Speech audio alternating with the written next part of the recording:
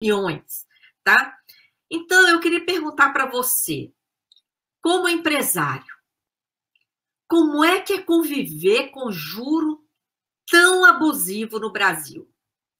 Especialmente na pandemia, naquele início. Como é que foi para você e para outros empresários que você conhece? Os bancos receberam aquele 1,2 trilhão. A sua empresa precisava de crédito? Você conseguiu crédito? Então, eu queria que você contasse essa história para nós, porque é muito importante para o nosso público, mesmo quem não é empresário, ouvir de um empresário como você como tem sido essa experiência do juro alto no Brasil. Desde já, muito grata, Thiago. Obrigado, Maria Lúcia, e obrigado pelos dados, né, pelas informações. Os dados da auditoria nos serviram naquele momento, lá no começo de 2020, após março, né, quando a gente entrou nos devidos estados aí de emergência, etc. E realmente foi desesperador. Foi desesperador porque eu quero até fazer uma introdução aqui, explicar exatamente o que faz a nossa empresa. A Ateliê Paralelo Arquitetura e Construções é uma empresa de projetos e obras, né? Normalmente obras de pequeno porte, obras dos nossos próprios projetos, e a gente tem um quadro de funcionários operários com carteira assinada, todos formalizados. Nós pagamos os impostos em dia e temos também um quadro de funcionários administrativos, um pessoal de escritório que, além de administrar a parte das obras, também faz a parte de projetos. Então, arquitetos, urbanistas, administradores e assim por diante. E a gente é uma empresa de serviços, né? Então, a característica de uma empresa de serviços, ela é bastante diferente, em alguns casos até muito mais tranquila, do que o pessoal de comércio varejista, principalmente comércio varejista de produtos perecíveis. Eu ficava muito solidário, ficava só imaginando se eu tivesse um negócio, por exemplo, de comida, um negócio de restaurante, um negócio que mexesse com bens perecíveis, que o estoque é um estoque super difícil de gerenciar e, ao mesmo tempo, um capital empatado em produtos, né? Imagina, pessoal, eu lembro que um dos grandes exemplos era a loja de sapato. Quem ia comprar sapato durante a pandemia sem sair de casa, ficando de chinelo em casa, né? Então, assim, era um dos memes da época, assim. Pensa o que o cara tinha empatado em estoque numa loja de sapato que não ia vender, sei lá, pelos próximos 6 meses, um ano, talvez, sabe lá quanto tempo, que naquele primeiro momento, o medo era, primeiro, o medo da doença. Ninguém sabia exatamente se ele ia durar 45, 60 dias ou 2 anos. E, em segundo lugar, o medo de não ter o que botar no prato, né, em decorrência de todas essas obrigações. E aí, esse desespero, ele foi se acirrando quando a gente via que a inoperância do governo e os erros e a bateção de cabeça no governo naquele primeiro momento eram assombrosos, né? Eram assombrosos, assim. Uma pressão muito grande dos setores empresariais sobre o governo para ter alguma resposta, mas aí a gente viu, como você narrou, que só quem teve a primeira providência tomada e execuível, executada ali como você mostrou ali, 2 dias depois, praticamente 2 dias, no primeiro dia útil subsequente ao decreto, os bancos, né? E quando apareceu esse 1,2 trilhão, muito esclarecido, inclusive, pelo que você explicava sobre o que era esse 1,2 trilhão, que era liberando de fundos garantidores, né, de reservas que precisavam para os bancos operarem, e a gente viu e falou assim, gente, esse dinheiro não vai entrar para salvar ninguém. Eu conversava com amigos empresários, inclusive um amigo com quem eu debatia muito profundamente esse tema de inclinações aí bolsonaristas, eu falava assim, espera para você ver o lucro que esses bancos vão declarar em março de 2021, que, né, o primeiro trimestre é o período de aferição desses lucros, e eles publicam no final do primeiro trimestre os seus relatórios. Né? Eu falei, espera para você ver como eles vão ter tido lucro no período de pandemia em que nós vamos ter, se bobear, fechado as nossas portas, arrumado empréstimo para pagar dívida, ou seja, não empréstimo para investimento, mas empréstimo para pagar dívida, e sabe lá como é que nós vamos estar daqui a um ano, e eles vão apresentar lucros realizados nesse período. Espera para você ver. E aí, logo, logo, a gente pode colocar aquele gráfico na tela, né, Mariluz, que a gente debateu, de como foi realmente essa flutuação dos lucros, quais são os vieses desses lucros, para mostrar que a gente não estava errado. E a gente teve essa expectativa de um Pronamp ali mais ou menos imediato, para abril e maio, ele não saiu.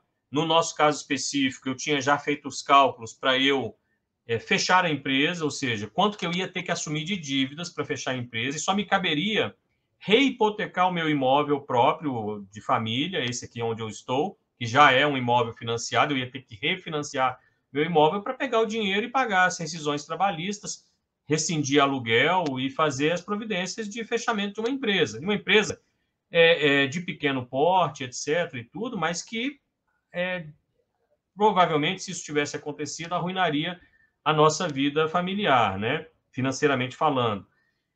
E, no nosso caso, a gente foi salvo não pelo Pronamp ou não por uma política pública, que nesse caso deveria ter, porque, como você mostrou aí, 600 mil empresas fecharam as portas.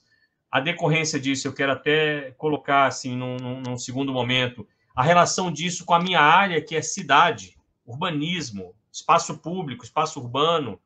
Isso tem uma influência direta que, às vezes, a gente não se dá conta, mas é na mudança de perfil, inclusive, das cidades, dos espaços públicos, das centralidades urbanas, ou seja, dos centros das cidades, das partes comerciais da cidade, que fazem estabelecem, digamos assim, o grande tecido vivo da cidade, é a residência com o seu comércio local, com o seu comércio do dia a dia, onde as pessoas trabalham, onde as pessoas consomem e assim por diante. Então, isso tem reflexos muito sérios, imediatos, né, nessa vida urbana. E a gente realmente não foi salvo por política pública. A gente deu a sorte, nesse caso foi sorte, contingências, né? Claro, depende de uma série de questões de momento, de rede, etc. e tal. Duas questões, né? Uma questão é que a gente está num ramo de atuação que no segundo semestre de 2020 ele se aqueceu em decorrência da pandemia. Isso foi, assim, um dos poucos setores em que isso ocorreu, né? Isso e o comércio online, a área de logística, essa questão de algumas áreas que realmente cresceram no período de pandemia, porque quase toda crise vai gerar um efeito colateral dessa natureza, né? E, para nossa sorte, nós estávamos nessa área, porque com a pandemia e o fato de as pessoas estarem trabalhando de casa, crianças em casa, e uma série de outras questões, a residência virou um grande foco virou um problema, né? No bom sentido da palavra problema, virou uma dúvida, como é que as pessoas iam resolver. Então, pessoas tiveram que fazer reformas, tiveram que se adaptar. Aquele momento, segunda parte dessa conjunção de fatores que acabou nos salvando. Os juros estavam no viés, já começando no viés de alta, mas eles estavam no patamar historicamente mais baixo, né, em torno de 2,75 ao ano, junto com uma política de crédito da Caixa Econômica Federal de financiamento, principalmente da habitação, que estava favorável ao crédito e aos juros do financiamento imobiliário. Então, uma boa parte do público de classe média alta, aqui de Brasília, etc., conseguiu acesso ao crédito naquele momento, naquela janela. Foi uma janela muito curta aí de oportunidades, que não durou nem 12 meses. E aí o nosso serviço, o nosso setor foi muito demandado e se aqueceu aí no segundo semestre de 2020. E por acaso, por acaso, entre aspas, mas fruto, inclusive, de uma manifestação pública que eu fiz, uma cliente nossa que estava no exterior, o câmbio foi favorável a ela e ela adiantou a construção de uma casa que ela só faria, por exemplo, em 2021. E isso literalmente nos salvou. Foi esse momento que a gente não precisou demitir a mão de obra de operários, manter o máximo possível de mão de obra dentro do escritório e conseguimos vencer. Por quê? Porque o Pronamp só chegou para a gente em 9 de outubro de 2020. Eu fui recuperar, em função dessa live de hoje, fui recuperar o meu contrato e a gente assinou um contrato do Pronamp em outubro de 2020. Ou seja, naquele momento, a gente já tinha reaquecido as engrenagens, já tinha, de certa forma, colocado o escritório para funcionar de novo. Então, esse dinheiro acabou sendo usado para investimento, quando, na verdade, era um dinheiro de auxílio emergencial, era um dinheiro de resgate, né? E a gente, claro, com esse dinheiro, a gente falou, é um dinheiro com crédito estava razoável naquele momento, por se tratar de uma questão emergencial, a gente fez investimentos, a gente estava com esse mercado agressivo, nós investimos em infraestrutura do nosso escritório, compramos equipamentos, computadores, etc. e tal, tentando fazer exatamente com que esse dinheiro circulasse, não que esse dinheiro ficasse ali preso em algum investimento futuro, especulativo, etc. Então, a gente fez isso com bastante consciência, porque precisava, não só, a gente até não precisava imediatamente daqueles investimentos, mas falou, olha, tem que fazer esse dinheiro girar nas outras e demais indústrias possíveis e assim por diante. E, naquele momento, esses juros eram razoáveis, ele era de 1,25 mais a Selic. Então, naquele momento, a gente especulava que esses juros ficariam em torno de 3,75 a 6, 7% ao ano, quando a Selic crescesse um pouco mais.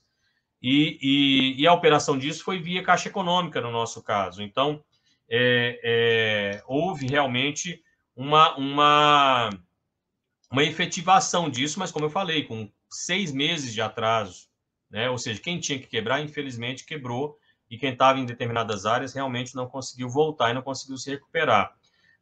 Da mesma forma, os governos estaduais que tinham alguma prerrogativa, por exemplo, aqui no Distrito Federal tem o BRB, anunciaram também políticas que não conseguiram se efetivar. Ou seja, a questão do crédito no Brasil, ela tem uma outra camada que a pandemia poderia ter ajudado a resolver isso, com a edição de novas leis, como você colocou, teto de juros, desburocratização, outras formas de financiamento com outros fundos, que não conseguiram, não foram interessantes serem feitas com esse bem-estar, digamos, financeiro e fiscal dos bancos no momento de penúria geral. Então, assim, a gente poderia ter aproveitado esse momento para reconfigurar uma série de instrumentos bancários, sabendo das amarras que já existem, que são amarras internacionais. Toda vez, quando eu estava no governo, toda vez que a gente ia falar de financiamento público de habitação, por exemplo, sempre se invocava as convenções de Basileia, o acordo, os tratados de Basileia, etc., etc., como um grande peso e um grande fardo para que não pudessem fazer política pública com dinheiro público. Afinal,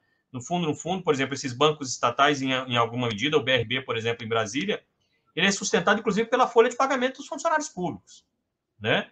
Ou seja, e não conseguem trabalhar minimamente com o fomento ao desenvolvimento social, econômico, humano e assim por diante.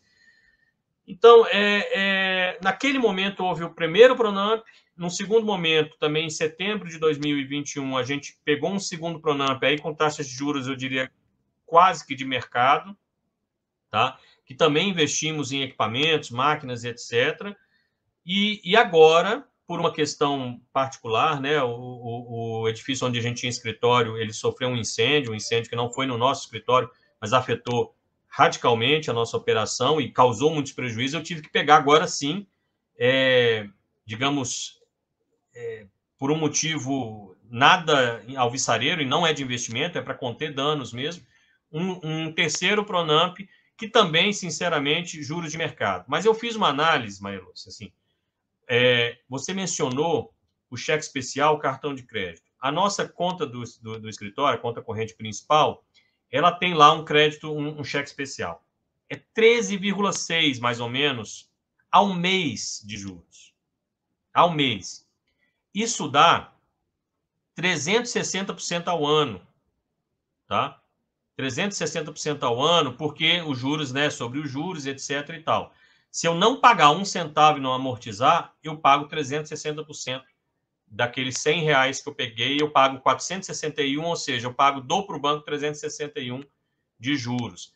É um absurdo, é escorchante, é indecente, eu diria até pornográfico, em função de ser um juros que já participei de vários debates, já consultei várias pessoas, que em outros países a lógica é totalmente diferente. O crédito de curto prazo, esse crédito de giro rápido, ele normalmente tem taxas menores do que o crédito de longo prazo, porque os seus riscos diminuem, né?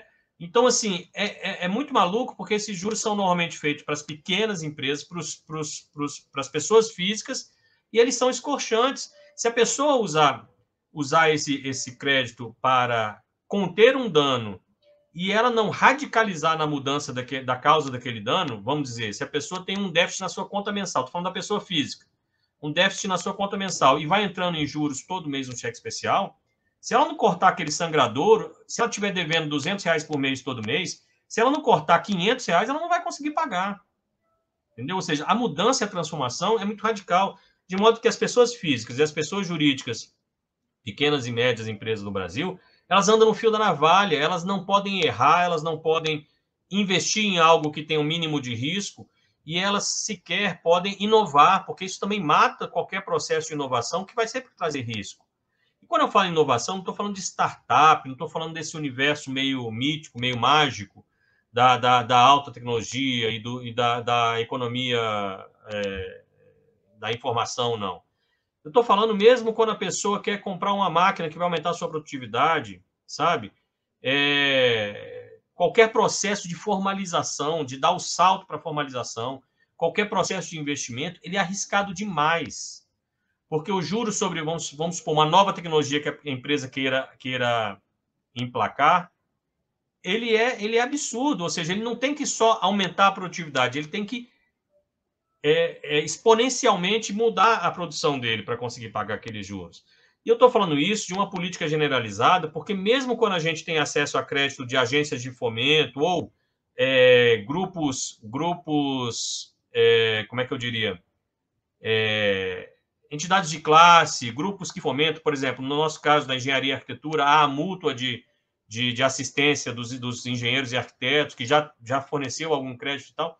Mesmo assim, quando você vai esmiuçar, não é muito melhor do que os juros dos bancos. Ou seja, até sobre as questões cooperativas, os fundos corporativos, até sobre isso, como você falou, as questões dos juros do Banco Central, os regulamentos do Banco Central e tal, impede que o crédito seja um crédito razoável.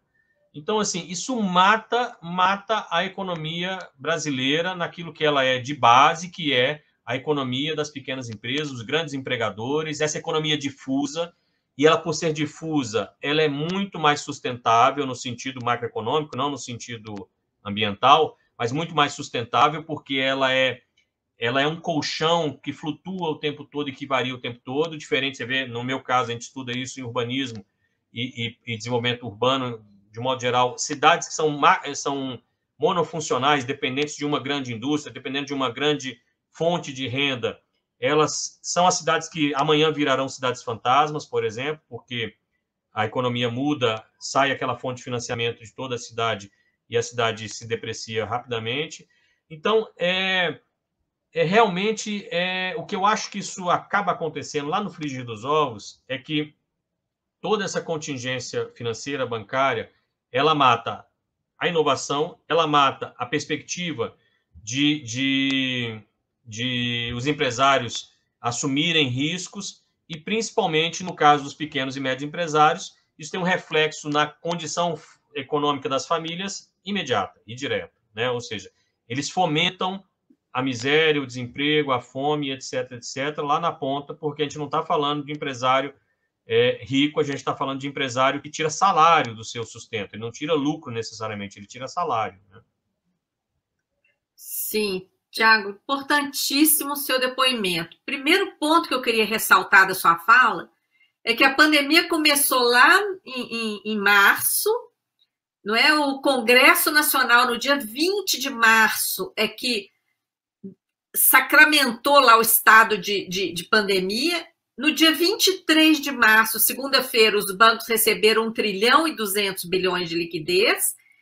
E você diz que só em outubro, quer dizer, 7 meses depois, é que você conseguiu acesso ao primeiro Pronamp. Quer dizer, se você não tivesse numa atividade que, apesar da pandemia, as pessoas demandaram, que, como você falou, estava naquela janela ali da Selic a 2% e algumas pessoas conseguiram um acesso a crédito imobiliário para fazer reforma, até mudar para uma casa, para ter mais espaço para filho. Se você não estivesse nessa atividade, se não tivesse tido, como você falou também, foi uma certa sorte, né, dessa pessoa antecipar, adiantar a obra, também, claro, decorrente da confiança e tudo mais que já tinha na sua empresa.